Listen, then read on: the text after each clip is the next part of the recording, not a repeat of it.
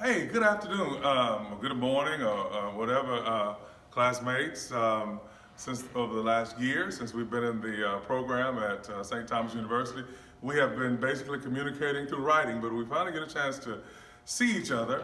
Of course, this is our discussion three for ELI 808, Human Resource Development. Dr. Perez is our instructor. This one gave us an opportunity to create a video describing career development and explain the roles of career counseling and career management. Then, what career development and career management programs exist within your own individual organization. If you look at here on the screen there, how do we get to success in career development? We assess self, explore options, develop skills, market, and then perform. Hopefully, we'll end up at a place of success. All right, so then let's talk about career development. Career development is the process that forms a person's work identity. It is a significant part of human development and spans over the individual's entire life, lifelong learning, lifetime learning. And it begins when the individual first becomes aware of how people make a living, first of all, and then it is self-initiated. It's a process that begins with the support and resources that are provided by managers, supervisors, co-workers, and the organization itself. So what are four factors that deal with this area of career development? I looked up some things and found that one of them, of course, is the trait factor. Sometimes it is best to match personal traits to an occupation. An introvert may not do well in jobs that calls for speaking in public, a sales position.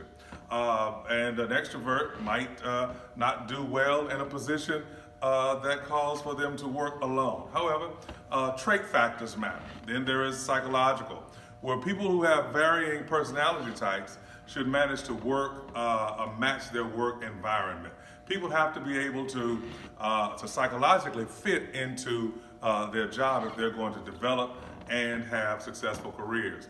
And then there is those who make career development choices simply by decision, situational, sociological, where they are or what is going on in their life at the time. And sometimes that does happen as well. And then there's developmental, which is the self-concept that people determine about themselves over their lifespan. Those are the four categories that we will deal with. And then in career counseling. What is the focus of career counseling? And it usually is focused on one of these areas that I have here. What is your career purpose? Your life purpose? What are some patterns, or what are things that cause satisfaction or dissatisfaction? What are some broad-based occupational interests? What are some personal values that you bring to the job and bring to the table, as well as competency development? How do you get better at the job? Then technical and leadership competencies. Sometimes people will bring to the job a technological background, or they just have specific skills or specific leadership competencies. And also in that, what are the life priorities? Is it money? Is it family? What is it? Or is it just getting the education or getting the training for the sake of having it? And also, issues such as family issues, not just for women as it relates to children, but for people as a whole. What are their priorities? And many times in this environment, we find that family issues tend to take priority and are looked upon very well by most employers. Leisure activities and interests and spiritual concerns, which is something growing. And also, a part of career counseling has to do with what are the short-term goals? What are the goals for the year? And then what are goals for maybe the next 5 to 10 years as well? Now, let's look at this. How does one prepare to develop the tasks within career counseling? There is crystallization, which is the forming of a general vocational goal. Then there is specification, which is the move from a plan or a tentative schedule to the specific preference that a person wants to go. Then there's implementation, which is the completion of training and then entering into employment. Then there is stabilization, which is confirming that choice through one's work experience, and then consolidation, which is the advancement of career. I'm going to go back to this particular slide and flesh it out a little bit more when I start talking about career management in just a few seconds. Now, what are the goals of career counseling? There are two goals: to teach the process for career exploration and decision making. By teaching this process, the client becomes empowered to assess and reevaluate their goals in relation to changing circumstances. This applies to me in many ways because I have to reassess and reevaluate my career goals as I get older, as I age. What am I going to do with even this particular degree because of the age that I will be when I anticipate getting it? Then assist in clarifying a direction in life. This may be for younger employees on a job, but then can also apply to middle-aged workers as well. But only then can more specific decisions and exploratory activities become more meaningful. So there are two fundamental goals of career counseling. And in this area of career management, what is it? It's the planning of one's activities, the engagements in the job that one undertakes in the course for the life of better fulfillment. Three things: better fulfillment, growth, and then financial stability. It is a sequential process, meaning that it begins step by step, then it starts from an understanding of one's, as they encompass, occupational awareness. Now I want you to notice the next part that I have highlighted in bold here. It says the onus of career management is more on the individual than the employer. Keep that in mind, that the individual themselves has to take responsibility and ownership for their own career goals, their career plan, their career management, and it is not up to the employer or the organization to push. I'm sorry, not necessarily to not push, but to be responsible for career management. That is the employee's responsibility. So what are some ways? Effective communication skills, teaching how to conduct a job search itself, how to write resumes, how to complete applications, how to interview for a job, how to meet job expectations, and how to get along with others on the job. Believe it or not, these are skills that should go without having to mention. But a lot of young workers who come out of college may not have been taught the various social skills to how to get along with people, or how to avoid common job mistakes. We know what they are: common job mistakes, missing deadlines, being late for work, not working well with others, and so consequently, those are things that have to be taught as well. And then understanding, as an employee, what are your rights, and then the responsibilities that you might have as well. Now, I'm going to talk about career management for teachers. This is a picture of my school, Captain Shreve High School in Shreveport, Louisiana. And teachers have to have, as educators, some form of career management. Our school district is one of the largest in the area, and not only is it one of the largest in the area, but one of the better paying as well. And so teachers, educators are given opportunities for their own career management. So what are two factors? Two factors that research has shown that factors in national teacher retention. Well, one of the things that we were always taught, and I think that perhaps it is a myth, that 50% of all teachers, are out of the profession by the first 5 years. Well, research has shown that that's not necessarily true. That number is actually 17%. Instead of being 1 in 2, that's about 1 in 6. But notice this: 97% of teachers who earn more than $40,000 a year their first year of teaching return the next year, compared to 87% who earn less than $40,000. And by the 5th year, 89% of those who were earning $40,000 or more were still on the job 5 years later. Those who were earning less than $40,000, 80%, which is a drop of almost 10%, 10 points rather. And then the second is guidance. 92% of teachers who are assigned a mentor or a buddy teacher in their first year return the next year, and 86% were on the job by the 5th year.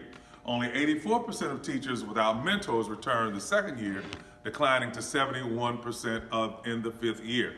Now, one of the things that our school does have in place, and the district does recommend, is mentor teachers and buddy teachers for whether you are a new teacher, first year teacher, or just a new teacher on that job. Our principal stresses that with us, that teachers who come to the school are immediately assigned a buddy or a mentor teacher that helps us get acclimated to the school so that we learn how to function in the culture and the climate and the customs of that school. Now, what are some practices that we have to have for career management that is focused on? The first one is attendance and courses on teaching, and it is professional development. Professional development is the heart, I believe, and soul of teacher success. Because coming out of college, there are many things that are not taught. For instance, classroom management, response to intervention, and those types of things have to be constantly shared, reinforced by administration or by attending professional development. Also, having one's own teaching observed and commented upon, not just by the official observers like your assistant principal or instructional coordinators or coaches, but even sometimes by other teachers. The second and third go hand in hand. Observing other teachers and learning by example are both very good ways. One of the things that I like to do is I go and watch teachers. The teacher of the year at my school, her classroom is directly across the hall from me. So sometimes on my planning period, I may go in and just watch what best practices she is doing, and our principal actually encouraged that. Discussion of issues such as planning and evaluating sessions with a respected teacher. Sometimes this is a very good thing because you're allowed to interact with teachers that have tenure, have time on the job, and have the respect of the principal and the student body. And then there's the reflection on one's own teaching and trying to identify what is helpful to students and then what is not. I had a child talk to me today as well to say, Mr. Hudson, we get a lot and we do a lot, but we don't stay on it long enough. Maybe if we stayed on something a day or two, 2 days, and maybe we might get it better. And I told the child, I said, well, I'm going to take that under consideration. And that goes to student feedback, whether it's written or verbal. And so it's about building relationships with children so that they will know that you're concerned about them. And that also helps with the career management as well. Now, I mentioned this one a few minutes ago, teacher career development tasks.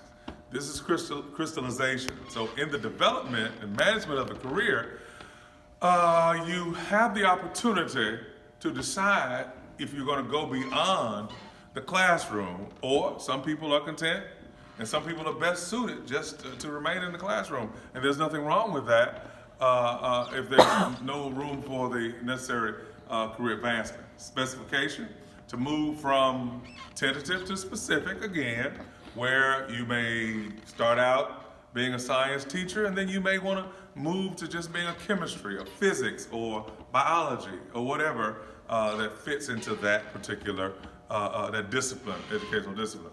Implementation, further training, added degrees and added certifications. Well, I'm one of the few teachers at my school that has several certifications. I'm certified in English, certified to teach all social studies and special education, which is a part of my career management goals as well. And now adding the degrees as well, I have a master's degree, hope to soon complete the doctorate degree that adds to the management process itself. Then there's the stabilization. Finding a school setting that fits. There are some schools that certain personalities or certain skill sets just do not do well with. Some temperaments don't do well. So that's part of your plan as well, is to find a place where you fit. I've taught at places to where I did not necessarily fit. I've taught at places, teach at a place now where I feel that my skill set does fit better. And then there is consolidation, which goes to the career advancement. Now, I'm just about finished, but I just want to share with you a few things in how we will assist. How does the school itself assist in career management? Devoting time and the resources to intentional recruitment. I'm going to talk about that just shortly when I get down to number 4. providing new teachers with opportunities to build their skills and to gradually assume increased responsibility. What is that? Getting involved in extracurricular activities and doing things like that that build the leadership that a teacher would want to have as it relates to a career advancement. Recruiting and developing strategies to attract and retain teachers of color. As I mentioned earlier, the school district and the school that I teach at is 56% African American, 39% Caucasian. So consequently, but the teacher to student ratio, not that it should match the student body, but there should be a fair representation. The school where I teach, the percentage is probably 85 to 15 Caucasian to African American teachers. That's not the fault of the school, but that is something that has to be concerned as it relates to the retaining and attracting teachers of color. Providing professional development, as I mentioned, and communicating regarding upcoming job openings. One of the things that our school district is very good about is making sure that people who are qualified are informed in a timely fashion when jobs are open that goes along with and preparing for career advancement. Another thing that we do is job shadowing opportunities at the school, that our school allows us to do that. So sometimes we may shadow the assistant principal for instruction, the assistant principal for discipline, as well as the counselors or the instructional coaches as well that help us with our career management. And some more opportunities for career advancement that I've seen that are good, that are mentioned to us as well. Curriculum development, math reading, adult education teachers, tutoring, researcher. One of the things that I said I want to do with this doctoral degree is to do some educational consulting on some areas, especially in the area of reaching African American boys and to deal with those issues. Standardized test developer, principal, other administrative roles, career counselor, education lobbyist. Well, this has been my presentation. As I said, I'm Gregory Hudson, and I want to thank my classmates. Thank you, Dr. Perez, for the assignment. I think it's different than the one that we've had, and I think this one we'll probably get a lot more feedback from it because we actually get to see each other's faces. So thank each of you for watching the video, and I look forward to completing this process, and as you like to say in your correspondence, Dr. Perez, upward and onward.